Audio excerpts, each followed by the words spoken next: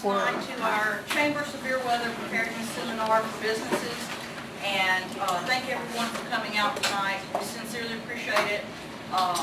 This is our first seminar of 2012, and we're looking forward to having additional seminars as we go through the year. We felt this would be very appropriate. This is something that we, as a Chamber Board, talked about late last year, and felt very strongly about. And then in speaking with Jimmy, we decided to have it during Severe Weather Preparedness Week, which is set by the National Weather Service, and this is the week that it falls in for the state of Alabama. So I'm not going to take up much time tonight. Just wanted to welcome everyone, thank everyone for coming, taking the time to come out.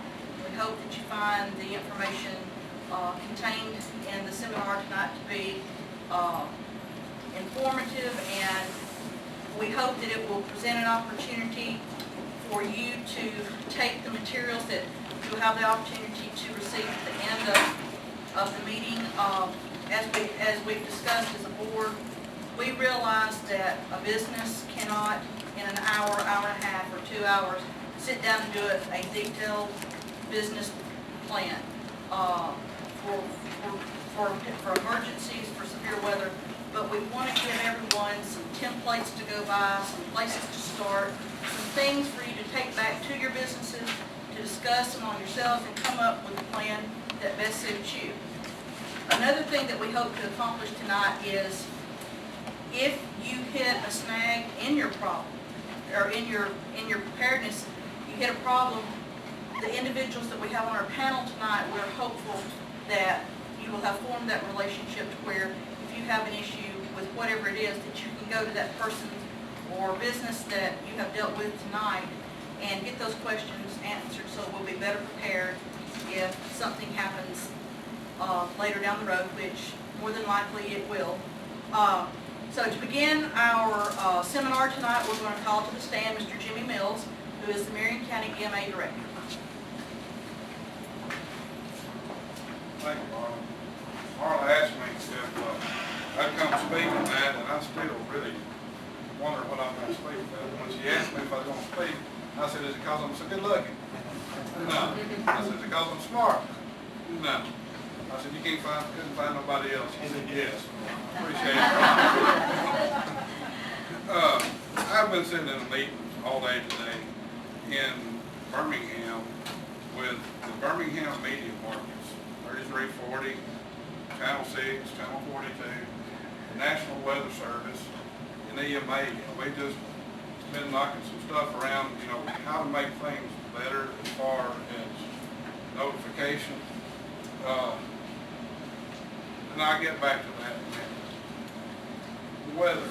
I want to know how many of y'all listen to the weather every day. Some form or fashion, whether it be Facebook, radio, TV. Alright. Everybody pretty much weather conscious. There's a lot of people that's not. How do y'all receive alerts? What do you depend on to say for a tornado warning? Say it's a tornado warning. What avenue do you depend on? That's the man. What item do you depend on for your tornado warning? And I'm asking questions. I'm up here. I'm not good at standing and talking. I need feedback. Safety net. Safety net. As of about 2 hours ago. NOAA weather radio. Does anybody use the NOAA weather radio? Okay. That, in my opinion, is at the top of the list, the NOAA weather radio. And I want to explain how this works. We got great media markets, and they do a great job at projecting the weather, telling you the weather, telling you it's coming. So we live right outside the market line, so everybody thinks that it's done and through whenever we get the notification. It's done in the county, it's done past the county. If you're waiting on James Spann or the TV to tell you that, yeah, it takes them a little bit to get geared up. The National Weather Service, and we fall under the Birmingham office, is the one that sets off the warning. They're the ones that says tornado warning, tornado watch. They're the ones that call the shots on that. It's not the media market. They're the first one, they're the ones that hits the weather radios, no weather radios first. I can tell you, he knows I've got a direct line on my radio between me and the weather service in Birmingham. And they can tell me, talk to me, tell me what's going on. The very first thing they do is hit the weather radio. It's an awful tone alert on them. That's the first and foremost thing they do. So everybody at one time gets this notification. Sirens are set off out throughout the county. What triggers that is I've got a button at my office, and 911 has got a button. When that weather radio goes off, is when we set the siren. It's not them setting it off. When you see on TV, they start talking about the weather, it's done coming through. There's other ways of getting it.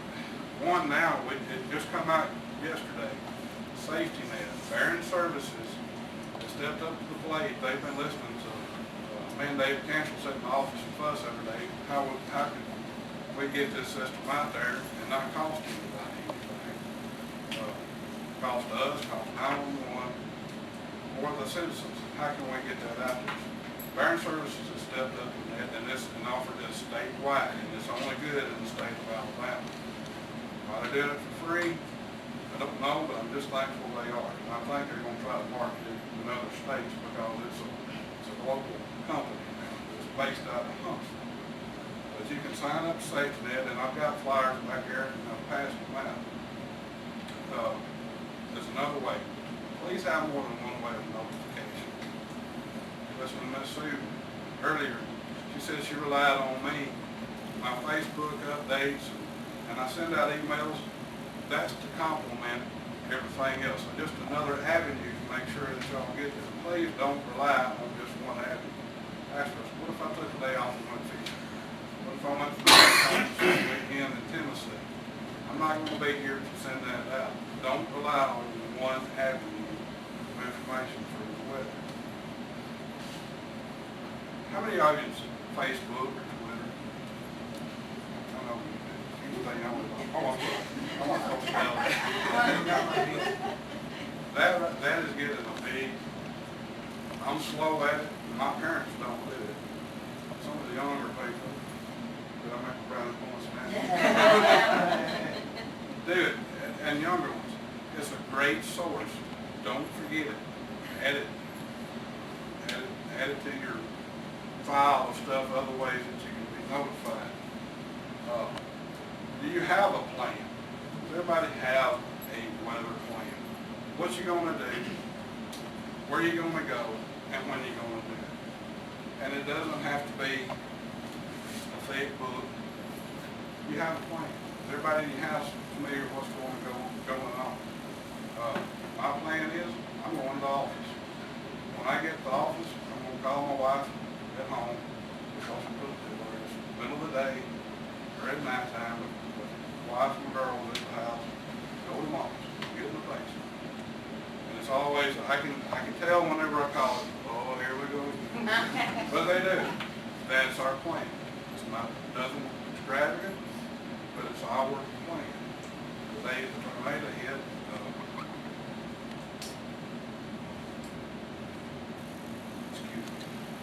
the day the tornado hit, I called Tab on her cell phone. I said, Tab, go now. And that's the first time she's ever said, yes, sir. And I can tell her eyes didn't roll. She was in the car, they were sitting there, they was ready, they went to Mom and Daddy's. That tornado started about 2 miles from my house. And I seen it as it jumped through the county. Have a communications plan, not just somebody local. Families going to call each other. I'm going to call and check on the bus. Hey, you okay? But have an out-of-town contact also. That day, everything went down. The internet was down. Phone was down. Cable went down. Power was off. And Michelle and Tabitha was trying to get a hold of their sister in Hackleburg. They kept trying. People was able to text, but they couldn't even text back and forth. Barbara's boyfriend goes to University of Alabama, and she was worried about him, and she texted him. Katie, the daughter, Stephen's daughter, also texted him. They had a conversation through the one in Tuscaloosa. they couldn't talk from bird community to Hackleburg, but they could talk to each other through text messaging. Somebody in Tuscaloosa, it had to go out of town. So that's what I want to tell you about that. Take time to build yourself a kit. In this kit, I'm going to read off some stuff. I'm hurting. You need to be able to protect yourself and to self-sustain for the first 72 hours. It's going to take somebody from outside here, in here, it's going to take 72 hours to start getting water, MREs, or whatever we need. It's going to take that long to start getting in here. Water, 1 gallon of water per person per day for at least 3 days. Food, non-perishable food, and I work to do a better job. My wife does it. She throws green beans in there. Don't give me green beans. I'm going to eat penny wings. Battery, radio, flashlight, radio with battery powered. Make sure you got some extra batteries. First aid kit, a whistle, and I was like, why you want to whistle? What in the world whistle? My grandkid's gonna drive me nuts with a whistle. What if you're trapped in your location? That's a good key thing right there. When I started reading over this, I said, some of the things, like, why do I want this in my kit? Somebody else come up with another idea that made things better. Dust mask, moist toilets, garbage bags, wrench, pliers for turning off utilities. It'll be hard to get that big weedy can open or can of beans open. Cell phone with chargers. This is something my wife didn't have. Ours was off. She got a phone charger for her home, cell phone charger. She ain't got one for her car, so when her battery went dead, that was it. She didn't have a car charger. Just went out there and plugged it in. Just something simple like that.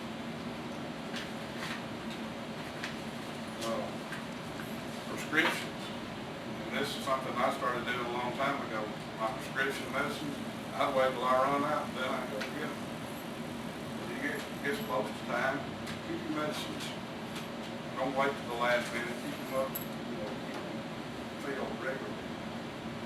For small children, infant formula, diapers. What about your pets? You got plenty of pet food? I go through dog food like crazy. I got a basket she likes to eat. Make sure that whenever you got water for them also. I live in the country. I got well water. Fire goes off, water goes off. Weight change of clothing, chlorine bleach, that's to make the sanitizer with, fire extinguisher, matches, feminine supplies. You want to do truck, I guess.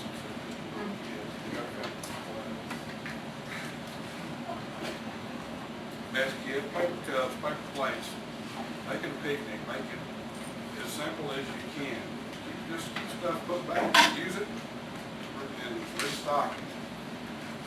All this, I see y'all right here, all this stuff, you can go on, my website is marincert.org, MARINCERT.org.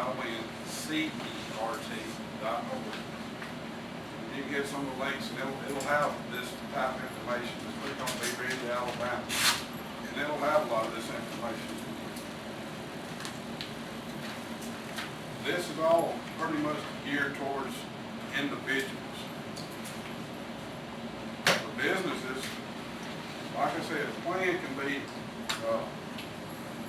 don't have to be a big book. You can make it whatever you want, basically. And you can use this as a template for your home.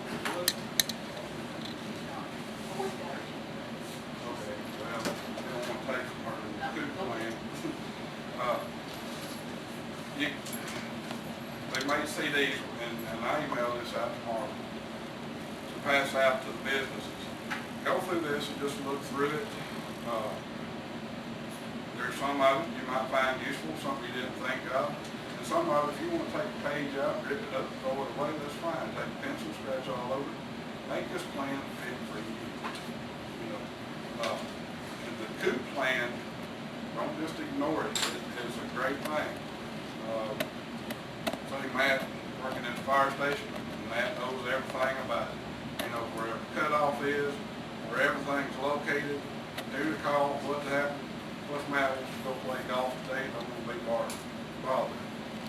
Say, here's the plan, here's the book.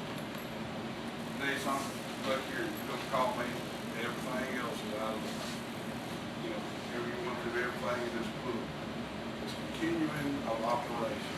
That and this business plan, locate and shut off, how you gonna do business, people to contact if something goes wrong, will keep your business surviving. Or you going, if the power goes off, and you keep doing your business right there, if you've got damage, can you do it there? Can you move your business quickly and easily? Is your business just a computer-based business where I can do it at home? Can April take over my business and do it for me while I run through something else? Go through this and look at CDs, and I've got papers back here, and I've also got papers on the safety net. The new system has come out. It's got the address here, and it's brand new. It come out yesterday. They called last night, just had a problem getting set up on it. We called the company. Server crashed because so many people trying to sign up so fast. It's not just for Marion County, it's statewide. You put up 4 addresses on there. The way it's listed, home, school, work, other, for each phone. They'll send you a text message, they'll send you an email, or they'll call you. They'll only call you in a tornado warning. That's the only time they'll call you because they're costly. So they're not going to call for any little thing. And you set up the addresses. I can say April's house, call the school. It don't matter, but that's how they have it listed. What it is, for people, my daughter, I set hers up, she has a BlackBerry. Right now, BlackBerry technology is the only one that's working with this system. That wherever you go, it'll follow you and give you an alert at that location. But home is one place, it's in Bird Community, work is in Hamilton, school is in Phil Campbell, and other boyfriend is in Tuscaloosa. She can keep up with everything, wherever she's at. That's how she wanted to arrange her 4 notification places. They are coming out with an Android and an Apple iPhone out. It's not ready yet. They're trying to hurry up and get something out for everybody before the severe weather season ends. So it's brand new. We're all looking. We're all trying it. Like I said, more than one avenue. That's what I'm trying to get out there. Y'all got any questions?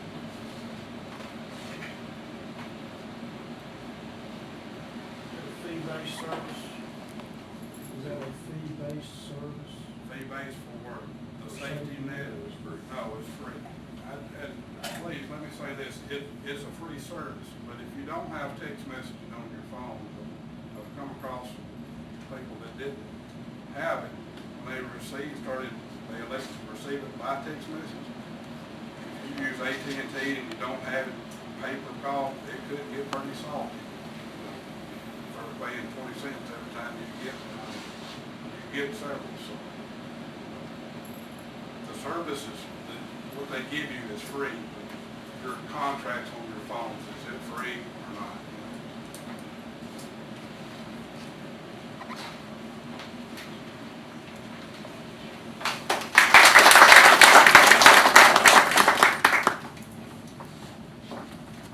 Our next speaker to the program is Melinda Weaver, who is here with us from Alabama Power.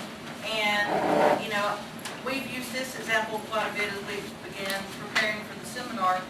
Even though most of us in the room here, I believe, are from Hamilton, we did not take a direct hit in the April storms, but we're out of power for 3 or 4 days. So she's here to help us discuss some of those issues.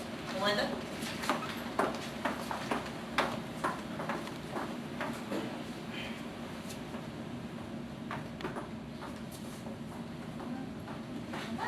Thank you. It's good to be here. I'd like to thank the Hamilton Chamber and the SGA for inviting us to speak about the loss of power after those devastating storms on April 27th. Reflecting back on that day, we conducted a briefing of our emergency action plan that morning due to the weather forecast that was coming in. And that was to be if we had a tornado warning, that we would have a temporary closing of the office and move all employees to the basement and notify everyone out in the field in their respective areas of what weather was coming their way. Once we were aware that we had been hit by numerous tornadoes, everyone went into storm recovery mode, all departments, accounting, marketing, appliance sales. We assisted power delivery and engineering to restore power. By that time, reports were coming in on the enormous extent of damages and loss of life. My role was coordinating the logistics for Hamilton and Haydenville. So we went to work coordinating food and lodging for an extended period of time. Power was out to 22,000 of our customers. Now when I say our customers, these are customers that are served by just the Hamilton and Haydenville office. So every one of our customers were out of power. And from the reports that we were receiving from our storm center, that a projection of restoration was not possible at that point in time. And even though there was no power coming into our substations, our crews went to work immediately after the storms were over, repairing lines so that when power did come back to them, the power would be up quicker. We received a call from corporate that afternoon asking us about the possibility of using storm services because the disaster was so large. And what they do is they provide meals and lodging during disasters. And another question that they had was, do we have a place for these folks to set up? And do we have a place to house as many crews as we think that we're going to have to bring in here? Well, really the best location that we had for that was the Joint Readiness Center in Haydenville. So that afternoon, Frank Tickle, our business office manager, was on the phone with Congressman Robert Aderholt, the EMA, local, state, and federal officials, and the National Guard. And thanks to all of those mentioned, we were able to have access to those grounds and facilities. That first consideration was for 300 workers, but as hours went by, that total grew to 1,000. Now, another thing about that center, what was really good about using that center, it was close enough to Hattiesburg, close enough to Phil Campbell, but it was also in the middle of our transmission grid. Because we had power out from, say, the south of Haydenville, Smith Lake to Gorgas and Miller Steam Plant. We also had power out north of Haydenville, all the way to Wilson Dam. And I might add also, the Browns Ferry nuclear plant had extensive damage. So during that time, we really had to rely on our coal-fired plants. Now, motels were being filled by people that were displaced from their homes and without power, but we were able to secure some rooms. We had several here in Hamilton, some in Haydenville and the surrounding areas, to lodge about 200 of the crew members that were here working. Another question that we got from corporate was, can the facility, the Readiness Center, will it accommodate cots? So I would like to start the PowerPoint. Now this is a picture of the Readiness Center. And you can see here to the left, the tractor trailers. Those, I'll show you a little bit better picture about that and explain that in just a moment. That's coming into the Readiness Center. You can see the tents that are set up down there. That is from Storm Services. Now these are tractor trailers. They are climate controlled, and they've had bunks in there for the crew members to stay. And the one here to the left was the laundry. This is the bay area. It's also climate controlled. Between those tractor trailers and this bay area, they housed about 800 people. This is the dining area. This is a picture. You can see the kitchen in the back, and this is where they were served. This is also dining area. Some of these are a little bit of a repeat. That one also. Kitchen area in the back. Now this is security officers. We went through our security department and hired off-duty officers to secure the place. This is the tractor trailers that had the food and the drinks, and you see the freezer there. These pictures, or this is a picture of letters that we had received from elementary students. So we put them up in the hall at the high level office. And that's Lyman reading them. That's just a close up there.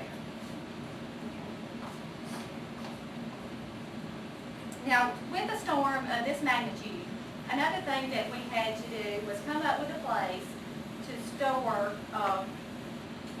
material that was needed to rebuild. We were able to get access to the old Princeton plant, which is about halfway between Bear Creek and Field Campbell. And also, at this armory, we had 800 people. With 800 people, you're going to have at least 400 of those large power trucks. So we had to have a place to park them and refuel them. And thanks to the Department of Transportation, we were able to get the County Road 79 where they're building the new bridge. We were able to park all of those trucks there. We also had a group of security officers, like you've seen in the picture, to secure it. And what we would do, we would bus the guys to County Road 79 in the mornings. Their trucks would be loaded, they would be fueled up, ready to go, and then in the afternoon we would pick them up, bus them back to the armory. Now as we started getting power back on and the crews started leaving out, those tractor trailers that you saw in the picture, we had 2 of them that were still full of food, and we gave one to the city of Hackleburg and one to the city of Field Campbell to give out. And those were emptied, I would say, within 2 to 3 hours. Now I would like to refer back to the PowerPoint, or actually, it's the line right above the PowerPoint.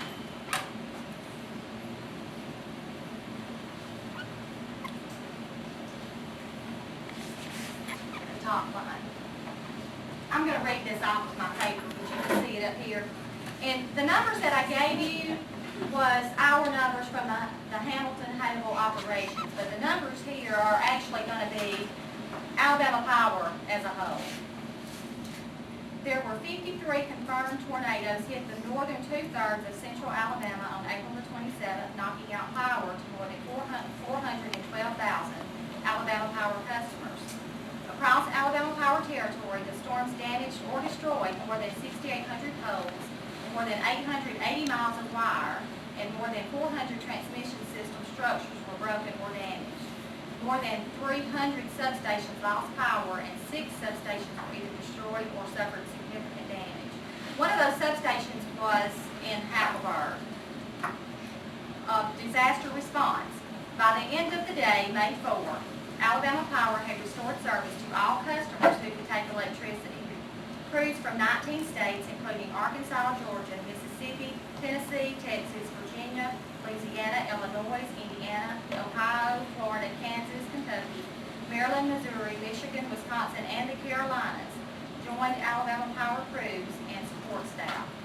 The force on the ground at the height of the restoration effort comprised more than 10,000 personnel working to restore power. Okay, community restoration. Alabama Power waived all reconnect fees and security deposits for customers forced to relocate due to the deadly April 27 tornado outbreak.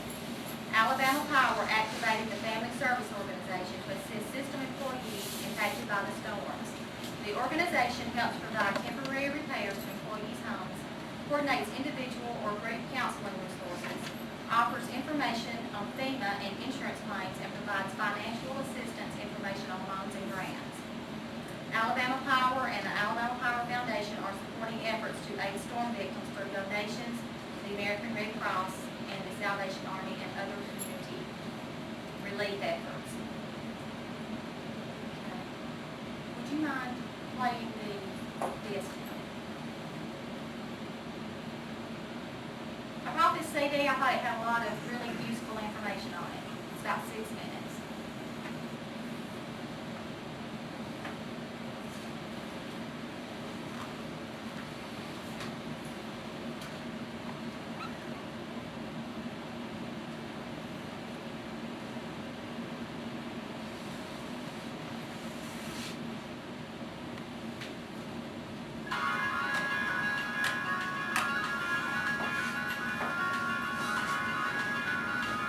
Hi, I'm David Daniel, and I'm a lead lineman for Alabama Power Company. Your safety and the safety of our employees are top priorities for us. So is providing you reliable electric service. Our electrical system has some important features that help us protect your safety, isolate trouble, and keep power outages to a minimum. Still, there are plenty of things that can happen on any given day that can result in a power outage or cause your lights to blink or flicker. We're going to give you a quick bird's eye view of how we bring electricity from our power plants to your neighborhood and then to your home. And we'll show you some of the problems that can occur along the way. We'll also show you some of the equipment that helps minimize power outages and the work we're doing every day across our system to help keep it reliable. Finally, we'll give you a few tips about what you can do to help us keep the lights on. We appreciate your interest and we thank you for letting us serve you. Hi, I'm Jamila Pickens, and I'm an Alabama Power Engineer.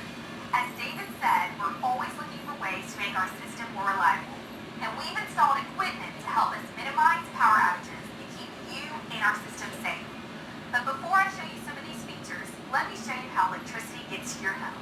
Most of our electricity comes from power plants that use coal or natural gas, from our hydroelectric dams, or from our nuclear plant. From there, the electricity travels over very large transmission lines to neighborhood substations. Then, the electricity is distributed over large lines into whole neighborhoods. From there, smaller lines take the power down your street and to your home. But like David said, a lot of things can happen between the power plant and your home. Storms can cause trees or limbs to fall on lines, disrupting service. Or the wind can cause a tree limb to brush a line, which can also cause outages. In fact, trees are the #1 cause of outages on our system. Animals like squirrels can also cause outages. So can lightning or ice on the lines in wintertime. Another common problem is cars or trucks striking a power pole. Even if the pole doesn't break, the crash can cause the wires on the line to brush against each other, causing an outage. The same thing can happen when a crane accidentally touches the power line. Now, let me show you some of the equipment we use to minimize outages. The first is called a breaker. They are located in substations and are an important control point for power on its way from the substation to large areas of your town. Let's say a truck hits a power pole near a substation. The breaker senses a potentially dangerous situation and automatically shuts off the power flow from the substation, isolating the truck. Another important piece of safety equipment is a recloser. These are usually located on larger power lines that serve a neighborhood. Let's say the wind pushes some tree limbs onto a larger power line.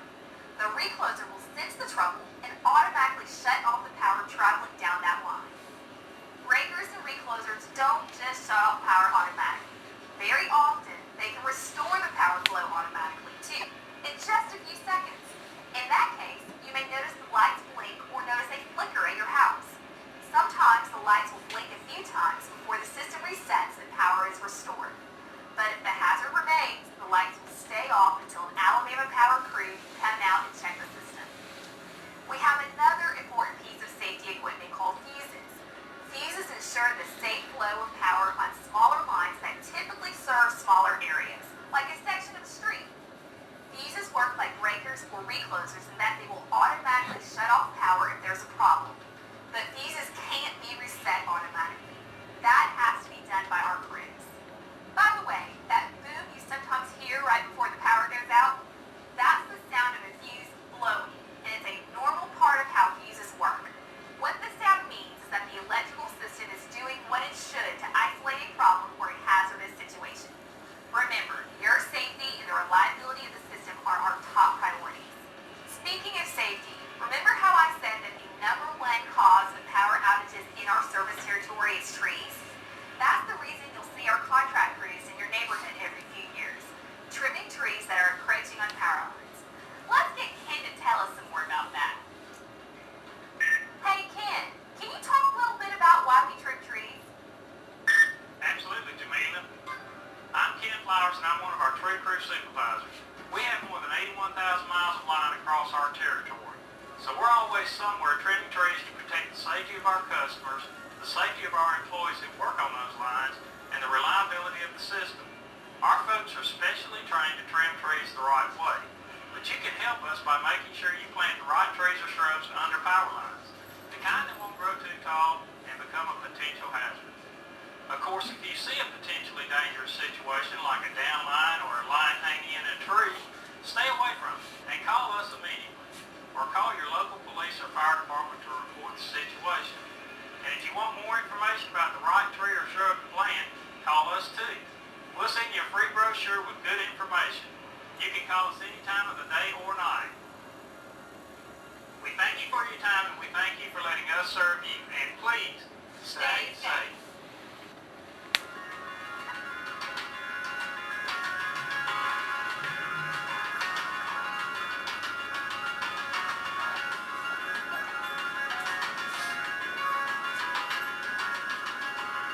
Thank you for allowing us to share that with you.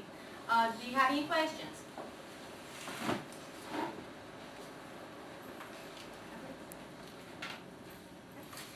Thank you.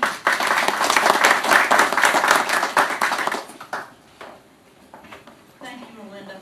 And again, all of our presenters will be available at the end of the program for you to discuss any questions or anything you would like to do at that time. Next to the program is Mr. David Hall from the David Hall Insurance Agency. And as all of you know, insurance is an important part of anything related to storms. So we'll bring David up. Thank you, Marla. I don't know about y'all, but I had a lot greater appreciation for Alabama Power Saturday after the storm than I did the Wednesday before. And I don't even think I complained when I got a $390 power bill during the summer. I didn't say a word. Just glad to have power. You know, Jimmy brought up a lot of good points when he was up here making his presentation. And the one that you don't think about a lot is contact numbers. You know. Do you have a phone number? And for your insurance, you need the phone number not only for your agent, but you need the 1-800 number to claims number.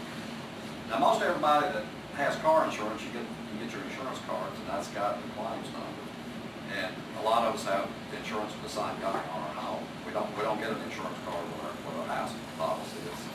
It's got it in the policy, the 800 number. But a lot of people don't know what that policy is at, especially after them like the tornadoes that came through in 2017. So it's probably a good idea, if you have your home insurance with a different company than you have your car insurance, to jot that number down, that 800 number, maybe on the same card that you carry in your wallet or you have in your car, that you can call for your claims. Because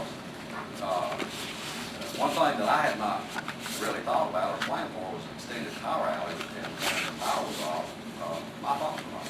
I don't have a phone system. When the power goes down, the phone goes down, the computer goes down. I can't really do a whole lot of business. But, I thought, well, I'll go down to Walmart and, buy me a plug-in phone. I'll be good to go. So I went down to Walmart, and they didn't have any power. So I couldn't buy a phone. And I had some customers from different parts. I had some customers down in Fayette when I was finally able to access my voicemail who had been trying to call. And they called 4 or 5 times and left me a voicemail. And they were getting a little bit irate that I hadn't called them back. But I had just gotten that information. So, we need to have, like Jimmy was saying, you need to have different points of contact. You may not be able to get in contact with your local agent. So, more than likely you're going to be able to get in contact with the company through that 800 number.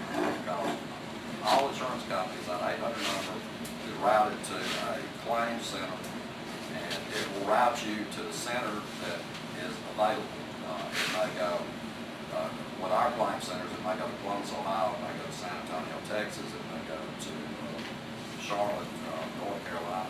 There's about 5 different ones, and depending on the call volume, if that center's reached their capacity, they'll be transferred to another claims call center.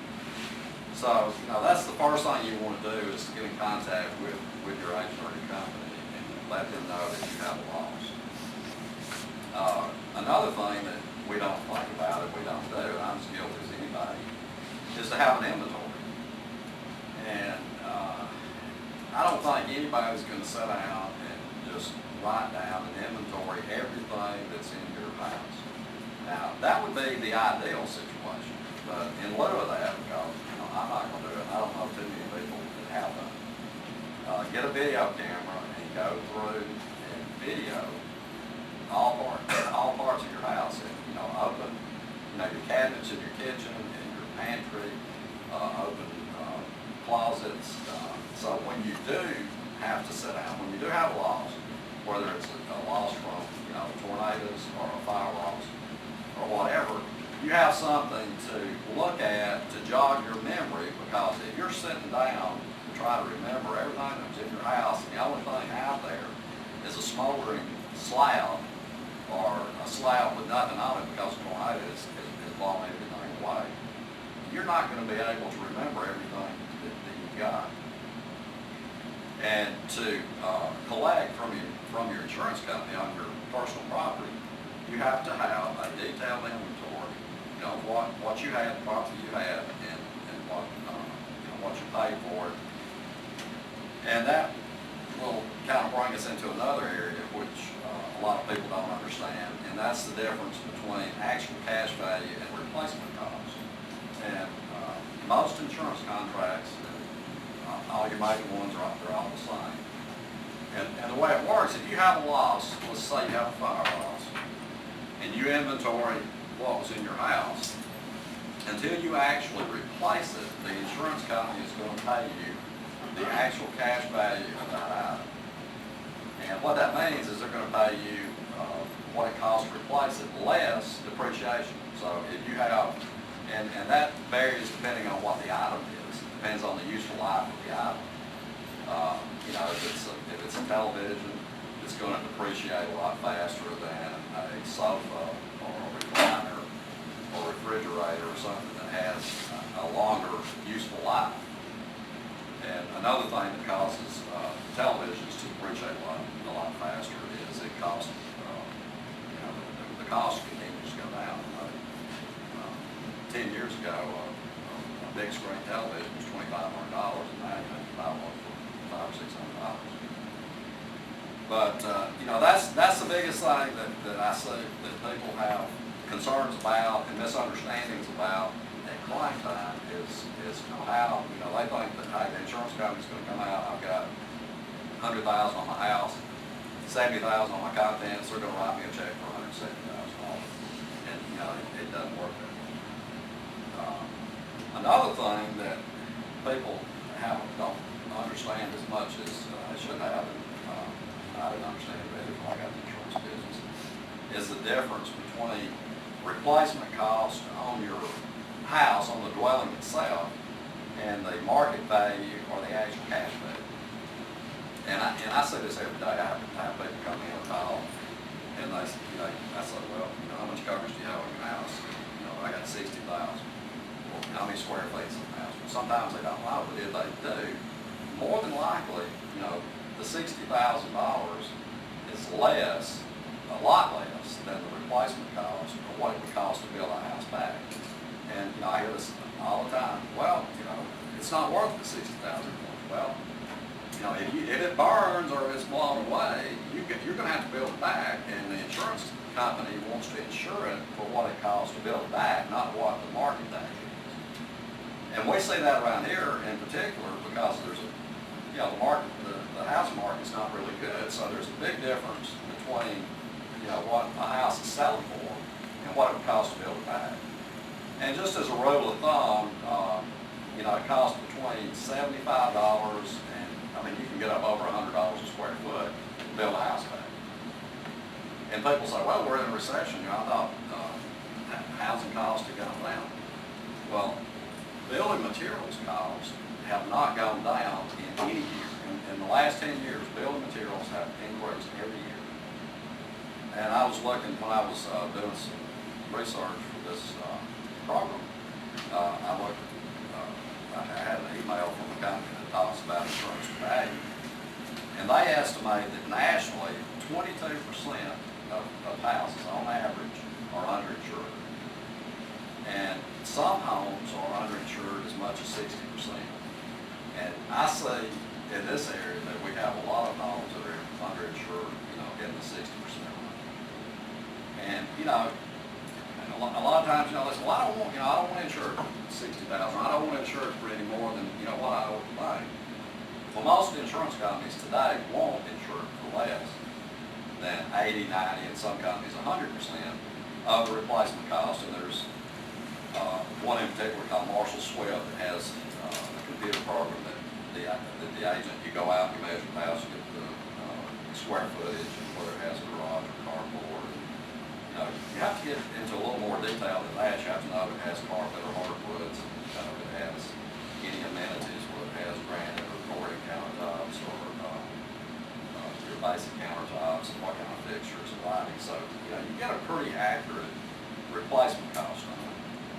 But, you know, that is one of the biggest things that I see every day is people that are uninsured. Now, you know, it may be okay when you're paying premium. You know, you're paying less premium because instead of carrying $120,000, you're carrying $60,000 on the house. But when that tornado came through, there were a lot of people in Hackleburg that found out they were really underinsured. You know, sometimes, you know, it was because they just wouldn't buy any more coverage. Sometimes it was just because that, you know, they had the coverage in place and the inflation guard hadn't kept up with the actual cost of building back. There were a lot of people all over the state that didn't have enough coverage to build back the same amount of square footage that they had when they collected the claim from the insurance company. So they either had to build back a smaller house or they had to come up with money themselves to put them back in the same position that they were in before the storm. And, you know, that's what you want insurance for. You want the insurance to be able to put you back in the same position you were in before the storm or the fire, before you have, you know, a covered loss. And, that, you know, those are the things that I'm not going to take up a whole lot of time. Does anybody have any questions?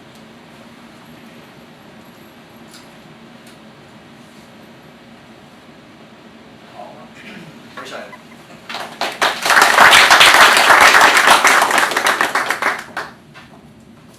Thank you, David. Appreciate it. Next on the agenda is Mr. John Boyett from Hamilton Base.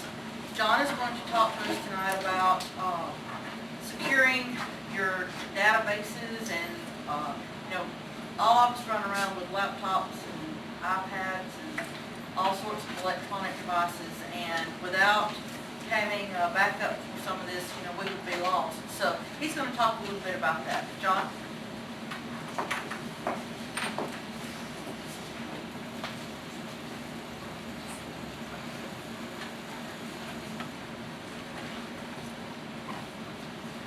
How many of us actually have a backup plan in case something were to happen to our business?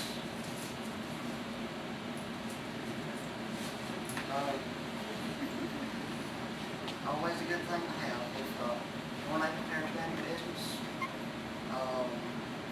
fire happens, floods, whatever, all kinds of things can happen.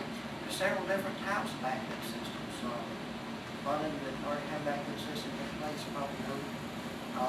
There's tapes, optical discs, CDs, DVDs. There's hard drives, external hard drives, internal hard drive machines, flash drives for smaller businesses. They're inexpensive, portable. And then there's online backup. If you don't have a off-site backup, your backup system is on-site. It allows the ability to have a look at that. Flash drives, pretty much.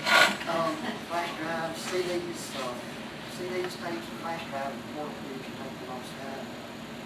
If you remember to do that every night, what happens if you got your tape in your pocket or purse or briefcase or whatever, and your cell phone's also in there and it rings, and they format it and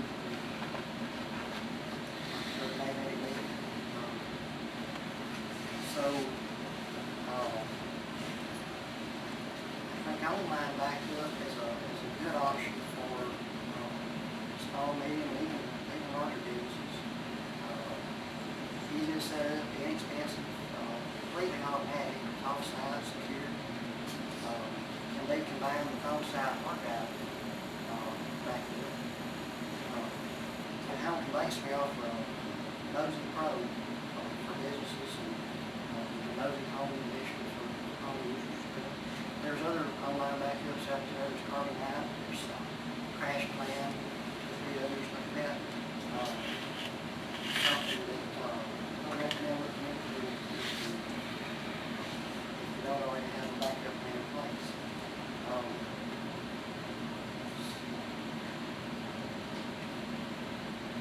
So the prices you buy online as opposed to some of the other off-site backups. The one, you can't lose it, or you just can't drop it.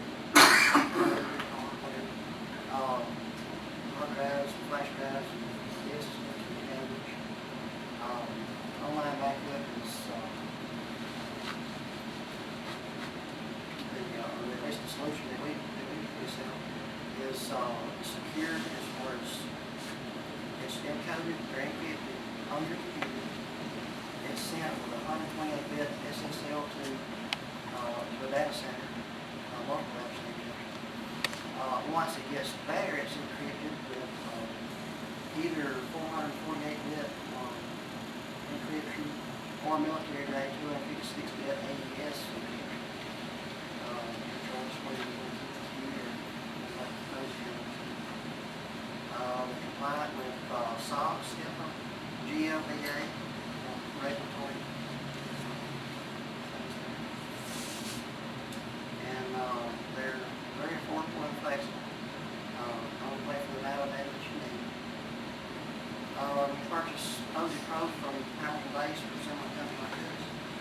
We can actually monitor that for you to make sure that I get a board, get an email every morning from Posey Pro.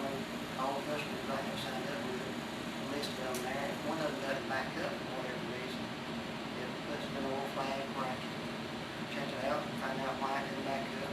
Puts the internet down, the computer turned on, and that type of thing. And we can quickly identify any problems that might come up there. If you have any, if you might have any questions.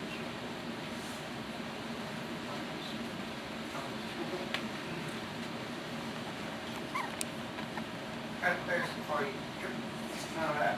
In case of bad weather, what should I do when I call? If your laptop would be destroyed or lost in any way, Or are you talking about what do you do if the weather gets bad in your laptop? How do you Your protect laptop, I hope out. so close.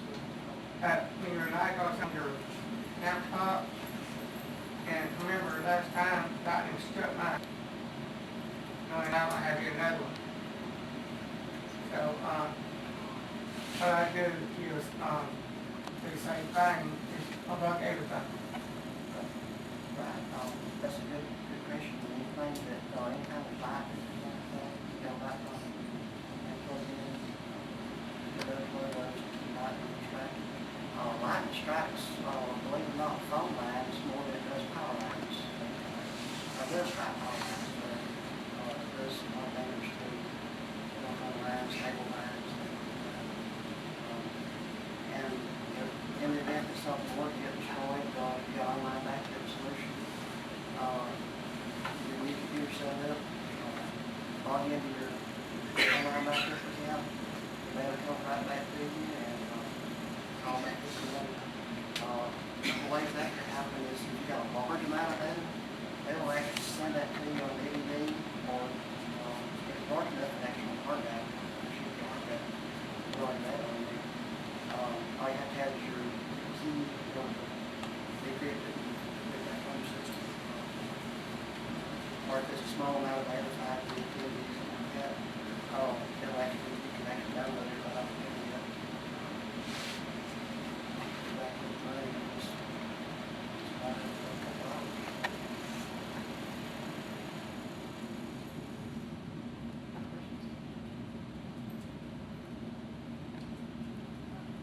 Thank you, John.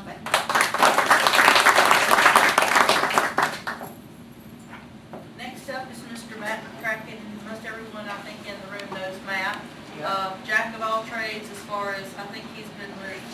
some shape, form, or fashion, I think, watching the weather from the time he was toddling, I think. So I think it's appropriate that he's here with us tonight. Matt?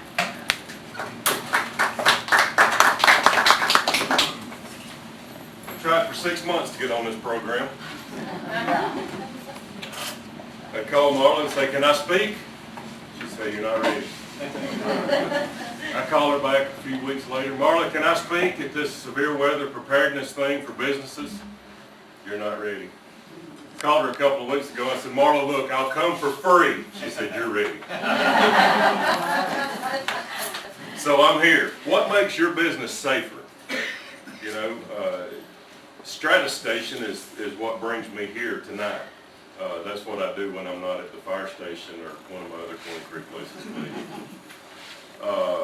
You know, and we install security cameras, surveillance cameras. We don't install security systems. We install surveillance systems, surveillance cameras.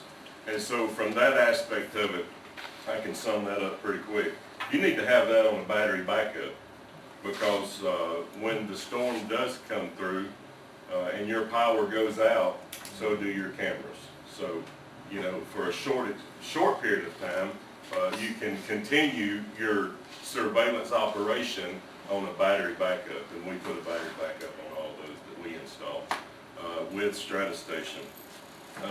Just a few notes that I jotted down while Jimmy and some of the other ones were talking. You know, the way that we make our businesses safer, the way that we make our businesses overcome the problems that we face in a disaster is by making our people more prepared. If you've got, you know, 100 employees in your business and none of them are prepared for a disaster, then your business is not prepared. I don't care how many plans you write at your business plan will fail without prepared employees. And so, because unprepared employees, devastated employees, they're of no use to you. And we've seen that time and time again as storms come through. How do we make ourselves safer as a community? There's Jimmy, they still do the storm ready. They still have the storm ready community. Back when I was working with the emergency management services, Marion County became storm ready. There were some steps that we needed to put in place. So many weather radios, so many different ways to get watches and warnings and things of that nature. There's also a program out there for a storm ready business. And you can get that information from the National Weather Service's website. There's just a checklist that you go through and make sure that your business is storm ready. How quick do you need to be back in business? You know, I told you this surveillance camera system can operate on a battery for a time. Is it necessary for you to put a generator in? You know, depending on the type of storm, do you have a product that people need? They'll see financial institutions here. People don't operate well without money, do they? You know, and if you're like me today, it's very weird that I have a $5 bill in my pocket. That is very weird. But there's some debit cards right here.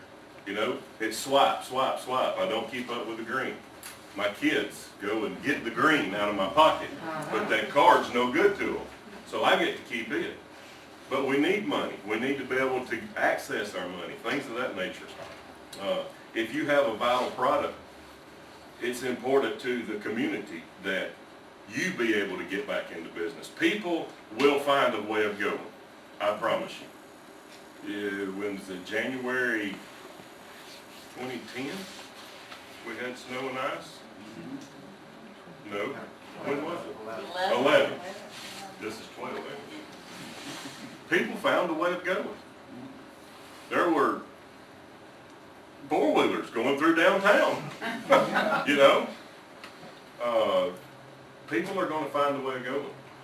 So if you're the one that has the items that we need to make our bread and milk sandwiches with, then you know, we need those milk sandwiches. We need our bread and milk. other ways of security, you know, if what would be wrong if say, this was my business, if I could get my business in this room. So what's wrong with me going and cutting some plywood that would fit on the outside of these windows and just sticking it over in one of these closets? How much does that cost me up front? And I can pre-drill holes, I can put screws in it, and if I think something, you know, a long time ago, we used to think we were never going to be affected by hurricanes. 2004 kind of shot that one out the window. Then we caught it again in 05 when Katrina come through. Not quite as bad as Ivan. But all 67 counties in the state of Alabama were declared a federal disaster area on account of Hurricane Ivan. That includes North Alabama. So you can minimize the damage to your business by just taking some of that planning that you hear that they're doing at the Gulf Coast and doing some up this way. Do you know how to turn the water off at your business? Do you have the tool that it takes to turn the water off at your business? You probably don't have any idea. You know, I had real fun, Pat, when we come and did a CERT class over at First National Bank. And they put several of their employees through some disaster preparedness training. I think it was an eye-opener, not only to them, but us as the people who were coming in to do that training. Because I just assumed kind of that, hey, if I know it, everybody else does too. And that's not the case. Can you cut the gas off that's piped into your business? Can you kill the power? Now, I'm not talking about pulling the meter. You know, my full-time job's a fireman, and we do not pull meters even if the house is on fire. But there should be some breakers outside that you can cut and kill the power that's going into the building. So these are just things that I kind of just want to get your mind to turn and saying, really, I need to know how to do that? You sure do. Because there's, what, Paul, 6,000 people in the city of Hamilton. And so if we've got 3,000 water meters to go turn off, it might be a while before we get around to yours, just for an example. The CONOPS, or Continuity of Operations Plan, is very important. How do you continue to function? We're really good with that in government. We know that, you know, here's the mayor and this person succeeds the mayor, and then we vote on this person to succeed that person, and we know that we've got a chief and we've got an assistant chief, and then we start through the officers. What about your business? Does anybody know that about your business? Or is it just, well, you're just the go-to guy, you know? David's the only person I can contact and talk to about his business. So that, you know, to be written down somewhere, maybe the police department gets a copy of that, some telephone numbers to contact people. And most importantly, and I'll be quiet after this, you heard Ms. Weaver mention that what Alabama Power did the morning of April the 27th. What did they do the morning of April the 27th? They listened to a forecast. They heard that it could possibly be severe weather that day. More than likely was going to be severe weather that day. So they evaluated their plan. That tells me, first of all, you've got to have a plan. And when you have that plan, it needs to be evaluated. Can you imagine what a national championship football team from Tuscaloosa this past year, how they would have looked in Louisiana playing in that national championship football game if they never practiced? If they never practiced, you know, could we have held the other team to 0? Probably that one, but, you know, one of those other ones.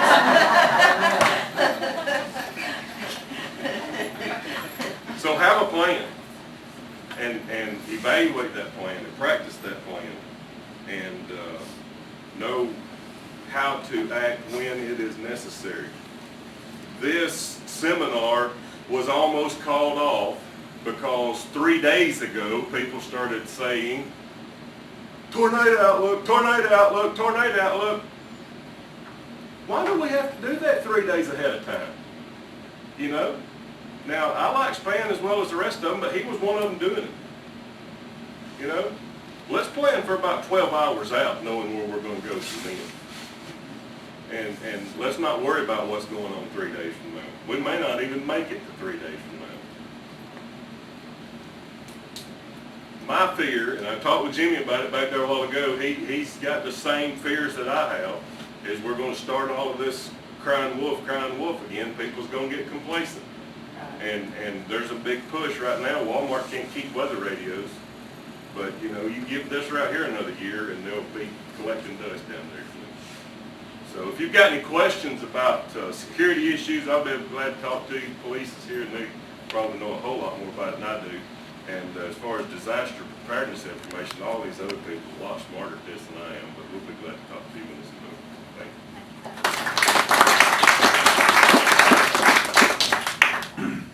Thank you, Matt. Next on the agenda is Mr. Larry Edward Jones. And as Matt touched on in his presentation, I think we were all in, we were all in mass chaos last year when we couldn't swap the debit card. So Larry's going to help us out with some issues with dealing with money. First of all, I think Pat should probably be up here and help us out with that aspect of it. Chief Connor, where was home for you? You're in the tornadoes, I've been here, Where is home? Where were you from regionally? last 10 years, Daphne, Alabama. Okay. I was just concerned about, for Matt's benefit to children not from Louisiana. Prior to that, California, Louisiana. Matt, We're friends. Just wanted to establish that. Be honest with you, how many of you do like I do often, and one of those sheets of plywood that Matt has put in the closet over there, we decide we need it for something.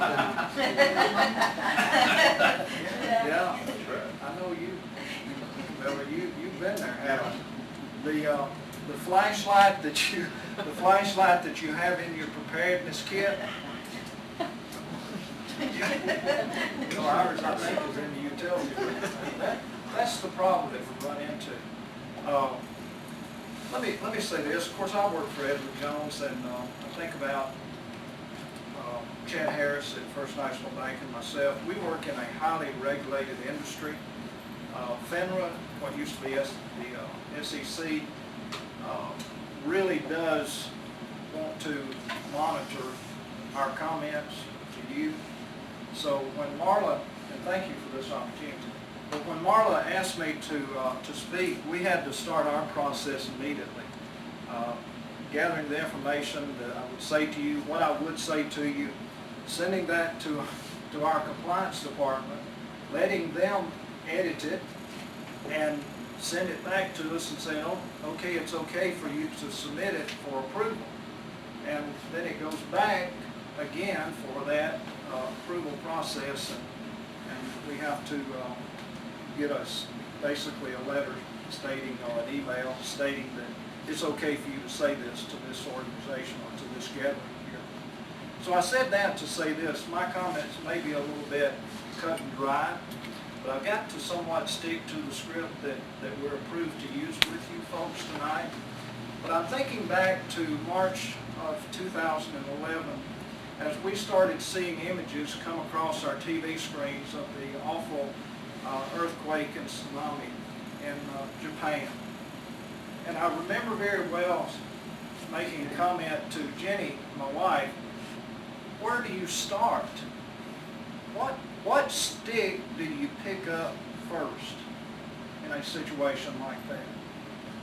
And then we came, in our immediate area, we came back to home in April 27th, and we did not know when we got up that morning what was going to take place by the end of that day. And I remember on Saturday going up to Hackleburg, and I had been helping some over with one of the churches there, and I walked toward what I thought was the downtown area, and I stood there in the middle of the street, and I did this. I turned all the way around, and there was not within my line of sight, there was not anything that wasn't, for the most part, destroyed. And so, where do you start? Where does businesses start? And I was impressed with Ray's Pharmacy in Hackleburg. You know, they were up and going in just a few short days. But my comments to you tonight, and I will kind of follow this, and Jenny's timing me, so we won't go over, but plan to stay in business. Continuity planning assures your business will function as soon as possible after either a natural or a man-made disaster. In the world that we're living in today, we're subject to either. If you're feeling overwhelmed by the idea of developing a disaster recovery plan on your own, possibly hire an expert. Investing a few dollars now can save money or even your entire business down the road. Whatever you do, don't wait without doing it. And I was noticing earlier tonight, ServPro, Jeremy was showing me a booklet very similar to this, where they would come in and basically help you to set up a disaster plan. So take advantage of the professionals. And as I look around over this group tonight, I think we've got people in here who can qualify as professionals. David shared some things with me tonight that kind of, raised my awareness of taking another look at my insurance and other things. As we were with Alabama Power, yeah, it was so good to come in that Saturday afternoon and the lights to be on at the house and not have to run that generator.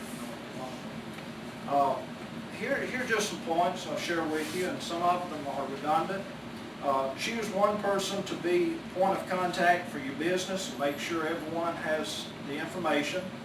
Keep in mind that after some emergencies, it can be easier to make long distance calls than to make a local call. And we experience that. Possibly have someone that you trust that can be a business contact for you and your employees outside of your immediate area. So if your immediate area is impacted, then that person can communicate with your other employees. Set up alternative methods of communication. We're familiar with emails. Intercompany communication methods can be used when you're in your office, but whenever something like we've experienced in our area takes place, I mean, even a simple thing is text messaging. Sometimes you can't get a call through, but you might be able to send a text message. So set up alternatives, make other people aware of your contact information. How your clients, your customers, and others will reach you. Possibly forward your office lines to another number. You will need remote procedures as well as codes to do this. And I was thinking today, all of my phones in our office are electronic. So that Thursday that the power was off, I could not hit star 70 and forward it to my cell phone. So I thought, well, what do you do in a case like that? Well, I found out in talking to a CenturyLink representative that if you will call, and by the way, if you have a pen, 1-800-786-6272. 1-800-786-6272. Maybe program that into your cell phone. That is CenturyLink's customer service, business customer service contact number. And if you will tell them that you're in the midst of a disaster, they will set up for you to forward calls to an alternative number. So I thought that was, a good tip. List of emergency contacts with names, phone numbers, and fax numbers, email, an account number, and all the access information. And this has already been touched on here tonight. And again, you may want to program a lot of these into your cell phone so that you'll have them, because what I saw when I made that 360-degree turn in Hackleburg was those folks didn't have anything with them. A Social Security card may be in Tennessee. And that raises another concern about safety. From Edward Jones' point of view, we're very concerned about our clients' personal privacy, their information. And you should be also. Your business information. I mean, you say, well, I have it in a filing cabinet in my office. Well, I saw places in Hackleburg, Alabama that didn't even have an office with it. And so what do you do in those kind of situations? Of course, you know, employees and their family contacts. I mean, what if a tragedy happened at your place of business? Who would you contact as far as that individual's family is concerned?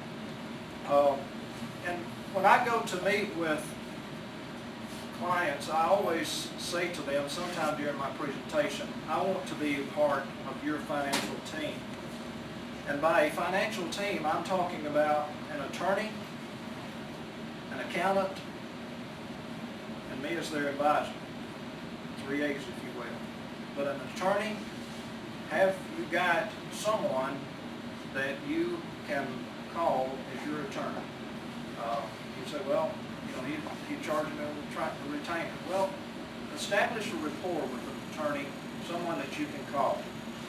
Your CPA, have someone that can help you in that area. And then, of course, we feel like a financial advisor. And I might add in this team here your utility companies, Alabama Power. Thank y'all for what you do, by the way. Have a list of your rental agreements, your lease agreements, not only on your equipment, but also on your place of business, your building, if you don't own it. Have those, and I might also mention in this area, and I'll touch on this in just a moment. Am I getting close? I did this 3 minutes ago. Forget that. Have it in, as I said, an outside location. Because if you have all these stored at your office, certainly something might happen there and you wouldn't have access to it. I won't say much about credit and debit cards. I do feel like Pat could have helped us more on that, but have that information where you can protect it, have your expiration dates, card cancellation number. Also, your financial obligations with your vendors. Have a strategy in place, how to access the information, contacting your vendors, making arrangements with them if there's bills due and that type of thing. Establish alternative arrangements. If a business can no longer provide the needed goods or services, contract with another business that can provide temporarily the goods or services that you provide. Someone that can kind of do that for you and refer your customers to them. Backing up financial records, John did a great job with that. I won't touch on that because we've experienced right here in our area people who would come around and, I mean, to the point of asking you for personal information. Social Security number, date of birth.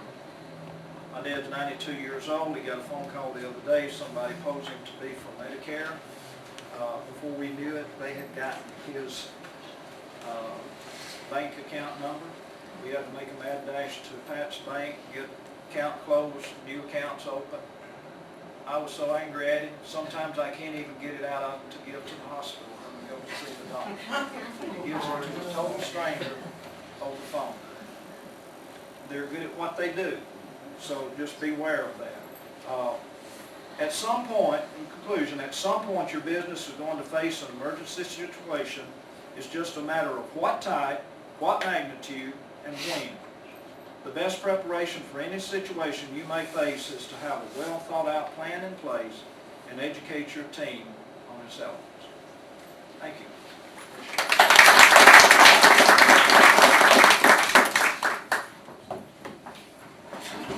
Thank you, Larry. We appreciate that information. Our final speaker tonight was to be Ms. Elizabeth Foster, who's with the Alabama Department of Public Health. She has had illness in her family and is unable to attend. However, she emailed to us the contingency plans that you've heard so much about tonight. She has emailed those to us. John has, for everyone here tonight, a CD that contains the templates that these plans are on that you can take and, like I say, adapt for your individual businesses. At this time, this will end the speaking portion of the program, and we have our presenters that are here to answer any questions. I would like to recognize Jeremy Webb. Jeremy's with us tonight from ServPro. Jeremy, when he heard of the program, we had already lined our speakers up. He wanted to come and be a part of the program, and he was telling me that ServPro has a program, as Larry referenced earlier. They have a program this year that is right in line with what we're doing here tonight. So, because he's like, you know, the same thing that was mentioned. Do you know where to turn off your power? Do you know where to turn off your water? Do you know where to turn off your natural gas? Things of that nature. So be sure and go by and visit with our presenters, because they will have additional information and they can answer, you know, personal questions that you might have. We appreciate everyone coming tonight and look forward to having more seminars in the future.